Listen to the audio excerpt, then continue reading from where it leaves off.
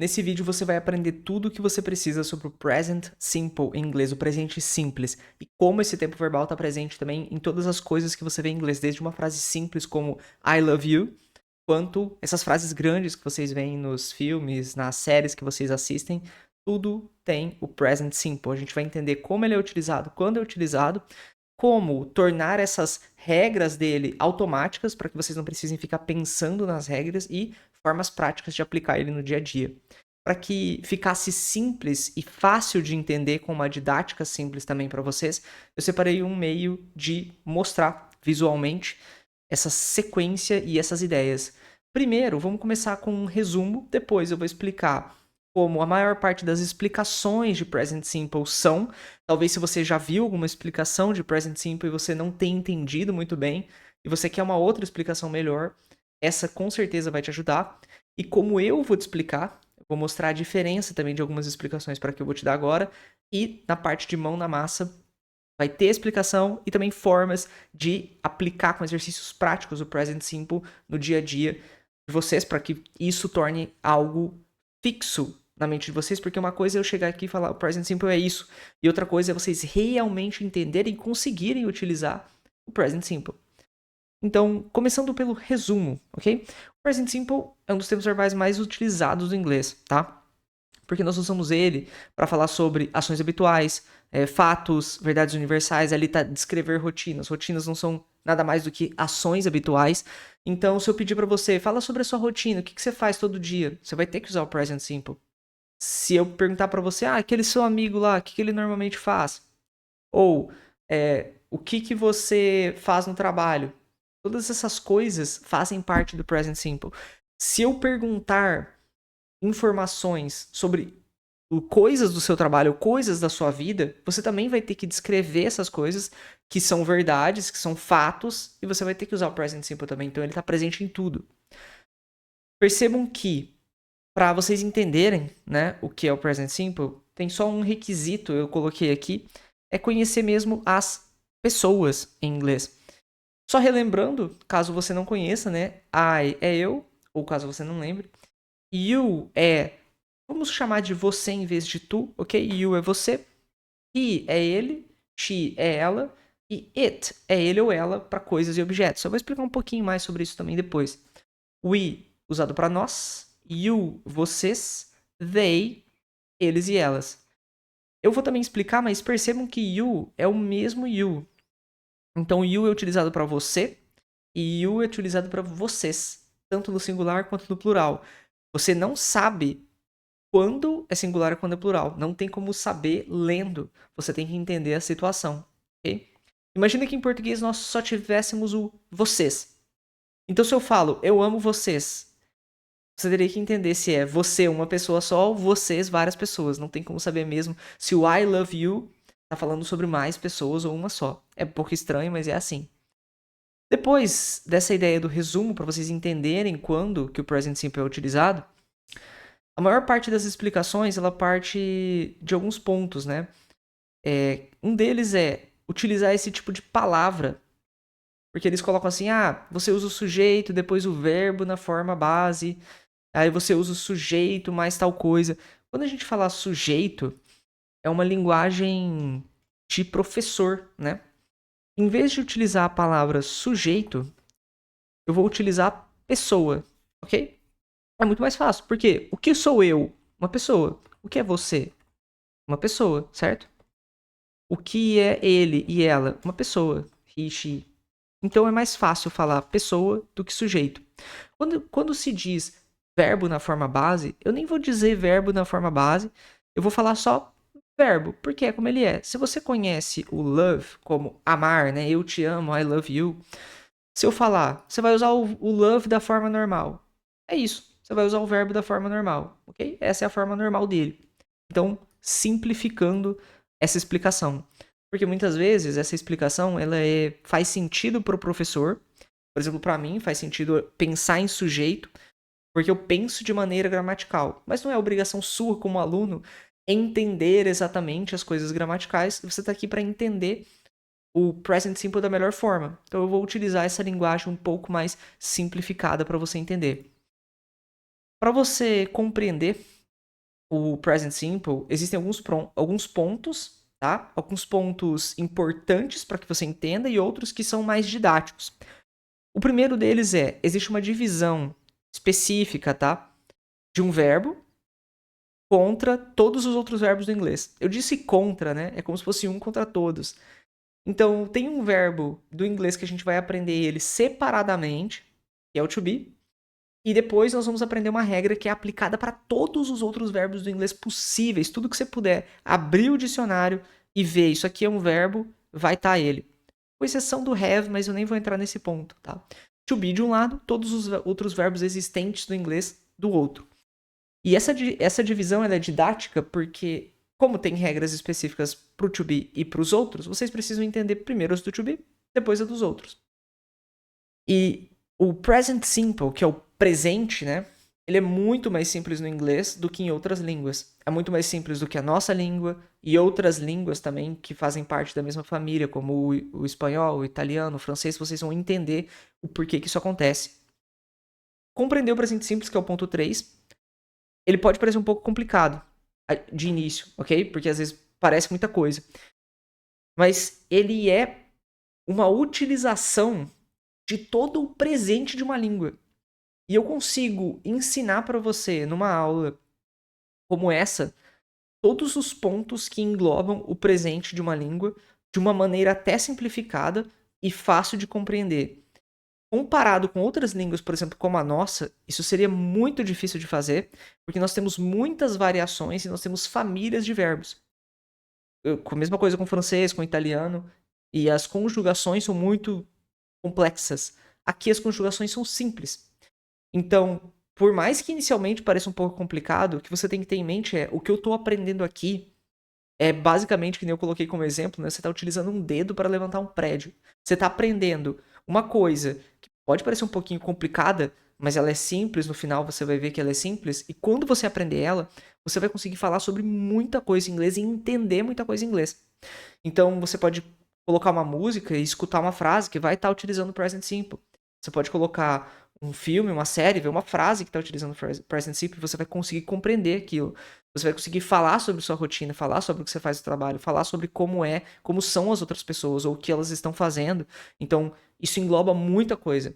Você está realmente derrubando um pequeno dominó e faz aquela cascata e no final tem um dominó muito grande, que é tudo que é utilizado em inglês que compreende o present simple, ok? Eu vou utilizar uma estrutura para explicar para vocês, que é essa aqui, tá? Eu coloquei aqui, né? Primeiro eu vou explicar como que você usa o presente em formato de pergunta, depois em frases negativas e depois em frases afirmativas. Nós seguimos essa ordem lógica porque é muito mais fácil compreender dessa forma. Em inglês, e você vai notar isso, eles têm essa divisão mais clara para eles. Para nós, que falamos português, não importa muito se você está afirmando, se você está negando, se você está fazendo uma pergunta. Nós sempre utilizamos as coisas do jeito que elas são. Então não tem muita diferença, por exemplo, de falar assim, você gosta, você não gosta e você gosta. As perguntas que nós utilizamos no português, elas têm base em entonação. Então o que muda é a entonação. Em inglês não. Em inglês nós temos auxiliares. Então faz diferença entender o que você vai usar em cada um desses pontos. Para perguntar, para negar e para afirmar. Por isso que a gente vai seguir essa ordem lógica. E você vai ter explicação. E eu vou te dar exemplos e exercícios práticos para vocês aplicarem tudo isso que vocês viram, que vai estar na descrição desse vídeo. Quem mais assiste o vídeo primeiro, para vocês compreenderem como se usa o present simple e depois façam os exercícios. Você precisa treinar, ok? Que nem eu coloquei ali. Porque o inglês é uma língua que ela é necessário mais treino do que estudo. Eu normalmente comento sobre isso com os alunos. Atualmente estou estudando italiano e estou estudando francês. Meu italiano atualmente é melhor do que o meu francês, mas estou desenvolvendo muito bem em cada um. O ponto é que são línguas que são mais complexas que o inglês e é necessário, assim como a nossa, por exemplo, para quem está estudando de fora, né, não como nós, como nativos que falamos português, é necessário entender várias regras delas, várias formas de conjugar os verbos. As famílias têm terminações, as famílias de verbos, você tem que entender cada um desses pontos. O inglês é uma língua gramaticalmente simples. Como você tá estudando uma língua gramaticalmente simples, às vezes eu vou comentar um negócio contigo, eu vou falar assim, olha, isso daqui é assim. E pronto, não tem mais o que fazer com aquilo. Você só precisa treinar para tornar aquilo algo automático. Porque uma coisa é, isso é desse jeito, e show.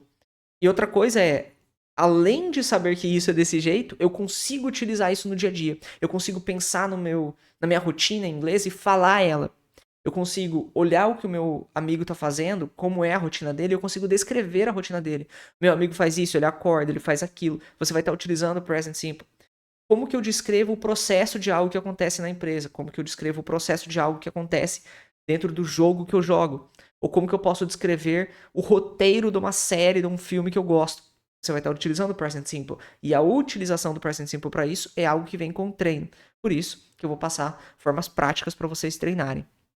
Então, vamos lá, mão na massa.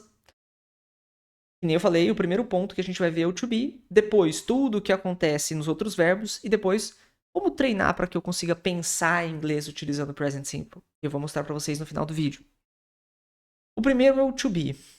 Se fala muito sobre, eu vou colocar também uma marcação no vídeo, porque caso você fale assim, nossa, o to be para mim é a coisa mais fácil do mundo, eu já sei tudo que eu preciso saber sobre o to be, você pode passar o to be e ver a regra para os other verbs, mas eu recomendo que vocês assistam, mesmo que vocês saibam, é uma boa revisão. O verbo to be ele é utilizado para ser e estar. Quando a gente fala que o verbo to be é ser e estar, o que isso realmente significa? Nós temos verbos que simplificam ações, certo? Eu tenho uma palavra que demonstra uma ação. Então, se eu falo comer, essa palavra, essa coisa que sai da nossa boca quando a gente fala, comer, ele identifica uma ação. Você consegue imaginar alguém? Comer um hambúrguer. Você imagina alguém comer uma pizza. Comer significa uma ação. Nós temos duas ações, dois verbos. Nós temos o ser e nós temos o estar. Nós que falamos português, nós utilizamos essas duas coisas separadas. Se eu falo eu sou feliz, é uma coisa. Se eu falo eu estou em casa, é outra. São duas coisas diferentes, certo? Eu não falo eu sou em casa. Não faz muito sentido. Você usa sou e estou em lugares diferentes, em situações diferentes. O to be não. Eles não têm em inglês um verbo para ser. Esse aqui é o ser, ó. Esse aqui é o estar. Não. Eles têm uma coisa só. To be. Ele é a junção dos dois. Ou seja, na cabeça do gringo não há distinção. Eles não sabem o que é ser e o que é estar de forma separada. Eles não têm concepção de algo separado. Pode parecer estranho, mas é isso que acontece na língua deles. Então, quando eu falo I am, eu estou dizendo ou eu sou ou eu estou. Eu explico isso para vocês porque eu sei que vocês falam português. Então eu falo I am é eu sou e eu estou. Mas para eles I am é I am porque é os dois já. E os outros acontecem dessa forma. You usa are. He, she, it, que é ele e ela, usa is. Depois aqui a gente tem, né, you e they, usa are. I am é como eu sou e eu estou. He is, ele é e ele está. She, que é ela é e ela está. It is, ele ou ela é e está para coisas e objetos. Isso quer dizer o quê? Que se eu tenho, por exemplo, uma casa, eu olho para uma casa, certo? Essa casa, ela não é nenhum homem nem uma mulher, é uma casa. Eu vou falar em português, ela é linda. Nossa, olha essa casa, ela é linda. Ela, quem? A casa. Em inglês eu não vou falar she is beautiful. Eu posso olhar para uma mulher e falar she is beautiful, ela é linda. Quem? A mulher. Eu posso olhar para um homem e falar he is happy. Ele está feliz. E percebam como é os dois, né? É o mesmo is. Ela é linda, ou ela está linda, tanto faz, o gringo nem divide as coisas, né? Ela pode estar linda ou ser linda. Se ela está, e se ela está, ela é, filosoficamente, não? He is happy, ele é feliz. Ou também, ele está feliz, não? Todos esses pontos aqui são para uma mulher e para um homem. Agora, no português, nós não temos um it. É até curioso, porque tem aquele filme chamado It, A Coisa. Em português tem It, a coisa. Em inglês não. O nome do filme é simplesmente It. Porque o gringo sabe que It é utilizado para coisas. Curiosidade. Então, quando vocês verem um it sendo utilizado em inglês, já é para algo. Eu olho para uma casa, ela é bonita. It is beautiful. A casa, it is beautiful. Eu não vou falar she, não é uma mulher, não é um ser humano. Eu olho para algum animal, né? Nossa, olha aquele leopardo, sei lá. Olha aquele hipopótamo. It is happy. Ele está feliz. It, o animal. Então a gente utiliza it nesse sentido. We, you e they, nós utilizamos are. Então, we, que é nós. We are, nós somos, nós estamos. Igual a música, por exemplo, tem uma música famosa do Queen que fala We are the champions, my friend. Nós somos os campeões. Agora, eu até coloquei aqui, né, que at home é em casa. E se fosse nós estamos em casa? É o mesmo are. Nós somos campeões ou nós estamos at home, em casa. Curiosamente. E aqui também you are, vocês são ou estão, they are, eles são ou estão. Ou elas, né, são ou estão. Então, em português, nós temos muitas variações para ser, certo? O ser pode ser sou, se é eu, ele ou ela é, nós somos, eles são. E se for o estar? O estar tem eu estou, ele está, nós estamos, eles estão. Nós temos 8 aqui, né? 4 para ser, 4 para estar. Sem contar tu e vós. Não teria 12. É mais 2 para cada. Em inglês nós não temos 8. Nós temos só 3. Por quê? Porque nós não temos 2 verbos ser e estar. Nós temos um só, to be. E é a junção desses dois. E nós não temos 8 variações para eles. Nós só temos 3. Am, is e are. Am é só para eu. O único que usa am é eu. I. O único que usa is é he, she, it. E tudo que não for I ou he, she, it usa are. Que é o caso do you, do we e do they. É basicamente isso que vocês têm que ter em mente sobre o to be, ok? Por exemplo, quando a gente olha essa frase, ele é bonito, nós sabemos exatamente o que isso significa em português. Mas se um gringo olhasse isso de longe, ele vai falar, ele é bonito, talvez isso não tenha nada a ver com o verbo ser, não? Não parece ter a ver. Parecem duas palavras totalmente diferentes. Mas tem. É uma das formas do ser. Tem sou, tem somos, tem são e tem é. Então, às vezes, quando vocês olham assim, am, is e are, vocês podem até pensar, nossa, mas isso não tem nada a ver com to be. Como assim to be é am, is e are? É a mesma coisa que no português. Como assim sou, é, somos e são tem a ver com ser? São formas dele que são utilizadas para cada uma das pessoas. Então vocês vão se acostumar com essas 3, ok? Mas eles são todas formas do to be modificadas para cada pessoa. Igual em português eu não falo eu ser, nós ser, ele ser. Não. Nós temos cada versão para um, igual no inglês. E um ponto importante que vocês têm que ter em mente é que o you sempre usa are, ok? O you, ele é você e é vocês. Mas não é como se você falasse assim, não. Quando o you é você é, você vai usar is. Não. You é sempre are. Nunca is.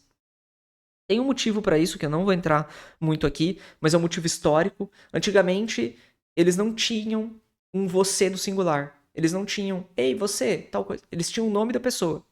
Carlos é legal, Maria é interessante. E aí, quando era plural, eles usavam you, vocês. Ei, vocês aí, tal coisa. Quando era uma pessoa, usava o nome da pessoa.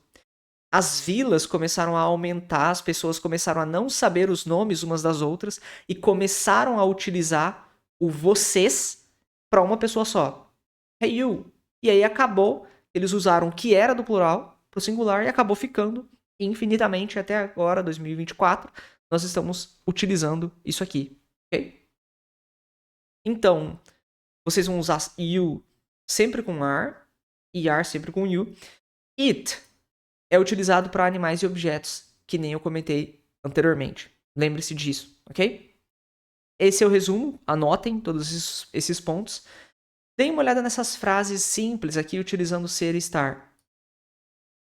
Vocês podem até pausar o vídeo e tentar fazer mentalmente essas frases ou escrevendo num papel como vocês acham que elas vão ser em inglês, ok? Então, eu sou o professor. I am a teacher. Ok? Você é meu amigo. You are my friend. Mas como que eu vou saber se você é meu amigo ou vocês são meus amigos? A única coisa que mudaria seria isso aqui, ó. Você é meu amigo e vocês são meus amigos. Percebe que aqui não muda, nem o meus não muda em inglês, só muda o friends. Ele é alto. É, em inglês, he is tall. Nós somos felizes. We are happy. E a mesma coisa, né? Mas we are happy nós somos felizes ou nós estamos felizes? Lembre-se que essa distinção nem existe na cabeça do gringo. Então, pode ser somos ou estamos, não faz diferença. Eles são irmãos. They are brothers. Eu estou cansado. I am tired. Você está em casa. You are at home. Essa frase em específico não tem como saber, por exemplo, se é você está em casa ou vocês estão em casa. Você simplesmente não sabe. Você tem que entender pelo contexto se é você está ou vocês estão. Ela está triste. She is sad. Nós estamos prontos. We are ready. E eles estão ocupados. They are busy. Percebam, nós utilizamos várias versões, né?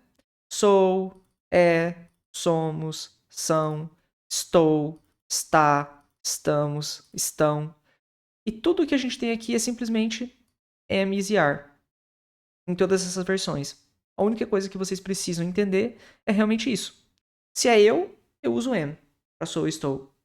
Se é ele e ela, de alguma forma, né? He, she ou it, se usa is para é, está. Tudo que não for esses, vocês vão usar are, que é a versão de somos, de estamos, de são, de estão, todas as outras coisas do plural. Para você fazer uma frase negativa, é só usar o not. Ou seja, se eu quero mudar de eu sou professor para eu não sou professor, em inglês a gente vai usar o not depois de cada um deles, tá? Depois do am, depois do is, depois do are. I am not a teacher. Como que você diria, então, ele não é alto? Simplesmente, he is not tall. Esse he is not tall é ele não é alto. Simples. É só colocar o not depois de cada um desses, ok? You are not at home. She is not sad. We are not ready. E acontece também uma coisa interessante, que é uma abreviação. Que vocês podem ver bastante por aí. O is mais o not vira isn't. A pronúncia é essa, tá? Isn't. E nós temos também o are mais o not, que vira aren't. Aren't. Então eu poderia até colocar aqui, eles não estão ocupados, como they aren't busy. E para fazer uma pergunta, você inverte. Você coloca o am antes do I, o is antes do he, do she, do it, e o are antes do you e they. Imagina que essa coluna aqui do meio vem para o começo e essa do começo vem para o meio. Basicamente, você inverte. Então, se a pergunta é ela está triste? No português você simplesmente faz essa pergunta, né? Ela está triste? Ou ela está triste? A única coisa que muda na nossa língua é a entonação. Mas na língua deles, você tem essa inversão do to be. Percebam isso, se acostumem com isso, tá? E comecem a treinar com os exercícios que eu vou passar para vocês. Aqui, a pergunta seria: Is she sad? E percebam uma coisa. Não é que o is tem que estar no começo da frase. Ele só tem que estar antes do she. Você só tem que ter o am, o is e o are antes da pessoa. Só. Eu poderia ter uma pergunta aqui. Por quê? Por que ela está triste? Why she said? Isso aqui seria o começo.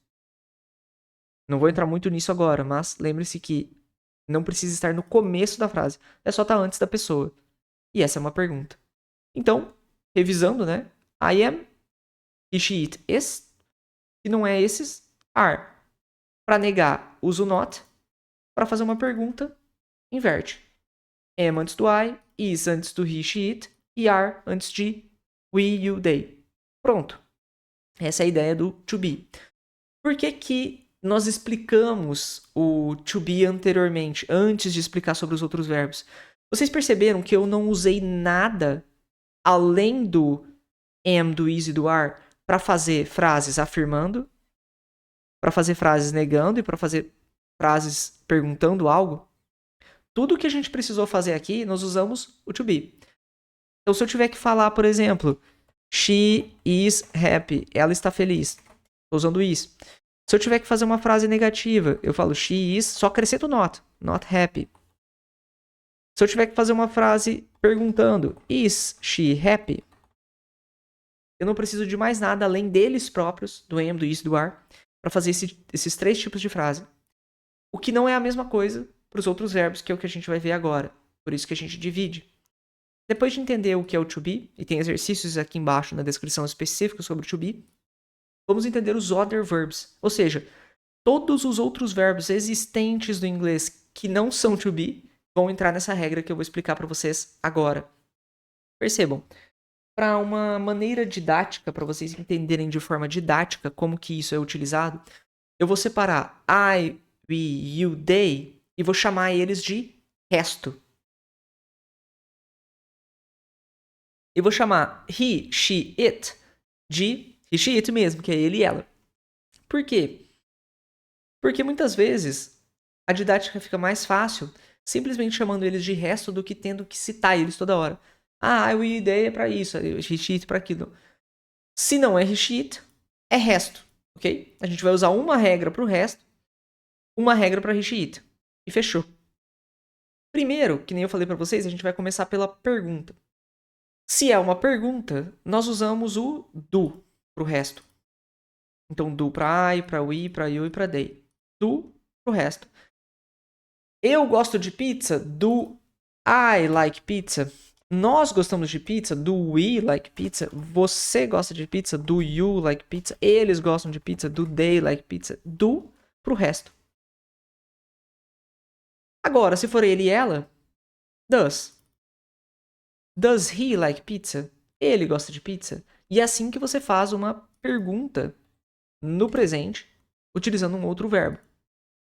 Que nem eu falei pra vocês, a diferença do inglês é que você tem um auxiliar. Nós não temos auxiliares em português. Nós simplesmente fazemos uma entonação diferente. Ele gosta de pizza. Ele gosta de pizza? É isso que muda na nossa língua. Inclusive, se você faz a entonação errada, às vezes a pessoa não entende se é uma pergunta. Peraí, você tá me fazendo uma pergunta ou você tá falando que ele realmente gosta de pizza? Às vezes acontece isso quando a gente fala em português. Você não entende se a pessoa falou uma pergunta ou se ela simplesmente afirmou algo. Em inglês, não. Porque você tem o do ou does antes. Vamos fazer agora com drink water, com fly e com play football. Drink water é beber água. Se você tivesse que perguntar pra alguém, ei, você toma água? Você bebe água? Do you drink water? Mas e se fosse ele? Ele bebe água? Does he drink water? Simples. Nós utilizamos do, que nem eu falei, pro resto, does pra he, she, it. Às vezes você olha pra duas pessoas ali, um Superman e um Batman, um do lado do outro, você vai perguntar, eles voam? Do they fly? Certo? E às vezes você olha pra uma galinha, você não sabe se a galinha voa ou não. Você olha assim, essa galinha, esse animal, esse bicho, né? Ele voa? Eu vou estar usando it. Does it fly? Ou play football. Jogar futebol. se você tivesse que perguntar para uma outra pessoa: você joga futebol? Do you play football? Ou se você estivesse perguntando sobre uma menina: essa menina aí, ela joga futebol? Ou essa mulher, ela joga futebol? Does she play football? Basicamente isso. Do pro resto, does pra she it. Só. Que nem eu coloquei ali, ponto positivo. É só usar do e does. Ou seja, você não precisa saber quais são as variações de drink que nem vocês teriam que saber em português. Vocês teriam que saber como é eu bebo, nós bebemos, eles bebem, ela bebe, você bebe. A gente teria que saber essas variações em inglês. Não, drink é drink. Só muda que você tem que usar do pro resto e does pra recheat. Pronto. O ponto negativo é que você tem que usar do e does. Porque às vezes você não está acostumado a utilizar auxiliar porque a nossa língua não tem auxiliar. Mas, depois que você se acostuma, é simples, ok? O que passa para o próximo ponto, que é o uso do don't e do doesn't, que não é nada mais do que o próprio do e does que vocês já aprenderam, só que com o not grudado. Do mais not, don't. Does mais not, doesn't. Lembrando, doesn't a gente vai usar para recheat, don't o resto. Eu não gosto de pizza. I don't like pizza. Ele não gosta de pizza. He doesn't like pizza. Em português é o mesmo não. Em inglês, o não muda, certo? O não pro resto é don't. O não do he, she, it é doesn't, certo? O auxiliar muda. Se a gente for fazer agora, vocês podem até pausar o vídeo e tentar fazer pergunta própria, depois ver se vocês acertaram ou não. Como fazer com drink water, fly e play football de novo? Vamos lá. Eu não bebo água. I don't drink water. Ele não bebe água. He doesn't drink water. Nós não voamos. We don't fly. Esse bicho aí, essa galinha não voa. It doesn't fly. Ou eles não jogam futebol. They don't play football. Ou ela, essa mulher, essa menina, não joga futebol. She doesn't play football. Mesma ideia. Don't pro resto. Doesn't pra he, she, it. Ok? He, she, it. He doesn't drink water, he doesn't fly, she doesn't play football. Percebam que poderia ser qualquer verbo existente no inglês possível que não seja to be ou have, que poderia estar aqui. Vamos imaginar que vocês queiram falar ela não, qualquer coisa. Ela não, she doesn't. Ela não assiste TV, she doesn't watch TV. Ela não come pão, she doesn't eat bread. Ah, mas e se for eu não como pão, nós não comemos pão, eles não comem pão? O eat bread é o mesmo. Só vai mudar que vocês vão usar don't. Já que é o resto. Eu não como pão, nós não comemos pão, eles não comem pão, você não come pão.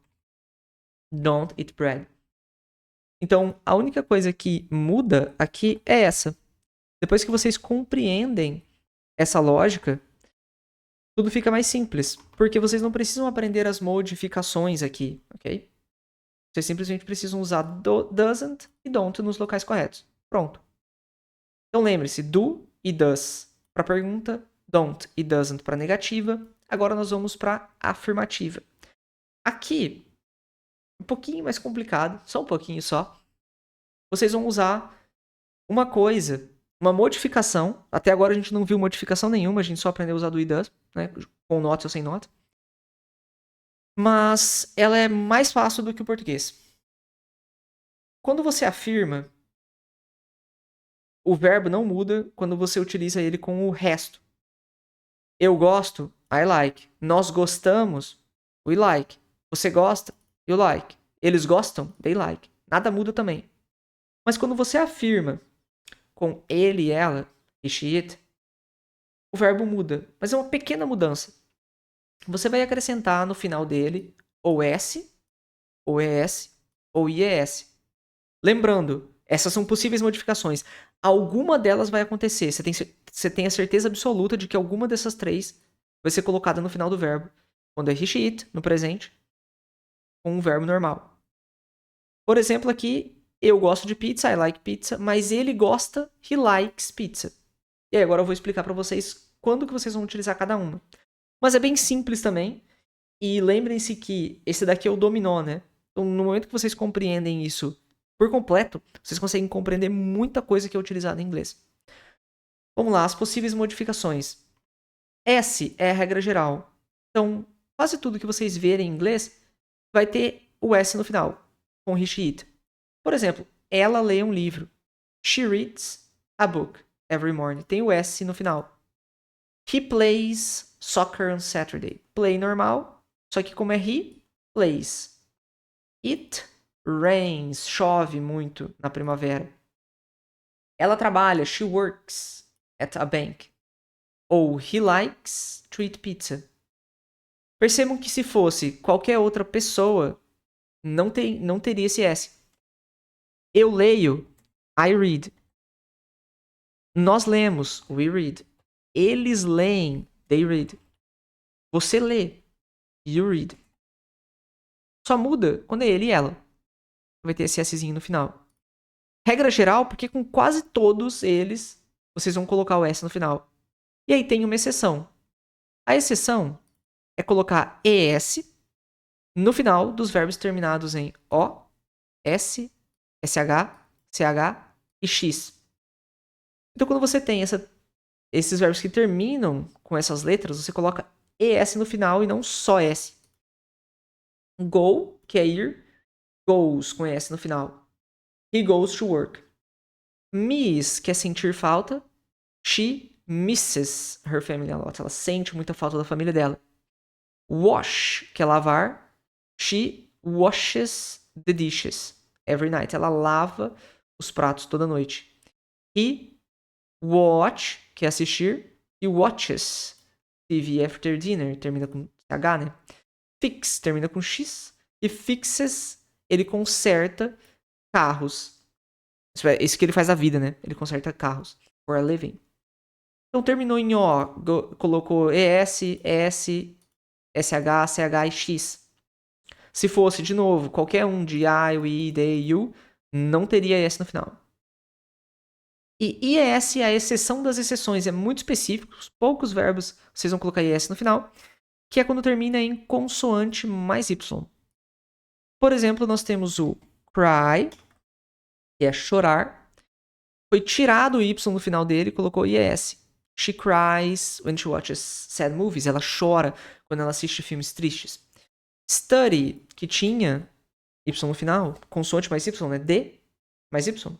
He studies hard for his exam. Ele estuda muito para os exames dele, para as provas. Aqui tem o baby, né? O bebê tenta andar todo dia. Try, que é tentar, com IES no final.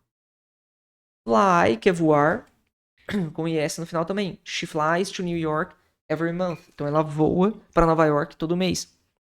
He carries his backpack to school. Ele carrega a mochila dele para a escola. Carry, que tem R mais Y, colocou IES no final, no lugar do Y. Lembrem-se que a modificação ela acontece com consoante mais Y. Ou seja, o que a gente faz com play? Com enjoy? E antes do Y tem uma vogal. Tem A, tem O, tem I, tem O, tem U. Simplesmente coloca S. Que nem eu falei, isso aqui, essas duas aqui, ó, são exceções. Se não tá dentro da exceção, regra geral. É para quase todos. Ele joga, he plays. Ela curte, she enjoys. Dessa forma, ok? Um outro ponto importante que eu passo para os meus alunos é que isso aqui ele é muito mais importante na escrita. Supondo, tá? Tô só supondo que vocês sabem que tem que colocar algum desses três. Aí vocês têm o go, o cry, que é chorar, e o like, que é gostar. Cada um deles tem uma coisa, né? O like, ele é o primeiro aqui, que entra na regra do S. O go, ele termina em O, então ele entra na regra do ES, goes. E a gente sabe que o cry, porque termina em consoante mais Y, ele entra na regra do IES. Mas, vamos supor que vocês não lembram mais, na hora de falar, conversar com algum gringo, utilizar isso. Se você usa S, ES ou IES no final. Supondo que você pense no cry, mas se você sabe que alguma dessas coisas acontece. Porque eu falei ele, não, ela chora toda vez que ela assiste um filme. Você sabe que o ela chora tem alguma coisa que acontece, mas você não lembra se é S, ES ou IES. Você sabe que cry tem esse som. Cry. Vamos supor que na sua mente você pensou, bom, vou usar a regra geral, já que ela é utilizada com todos. Não sei se eu tô errado ou não. E você falou she cries, na sua cabeça você pensou isso. O gringo não sabe que você tá pensando assim e não assim. O som vai ser para o mesmo, né? She cries ou she cries.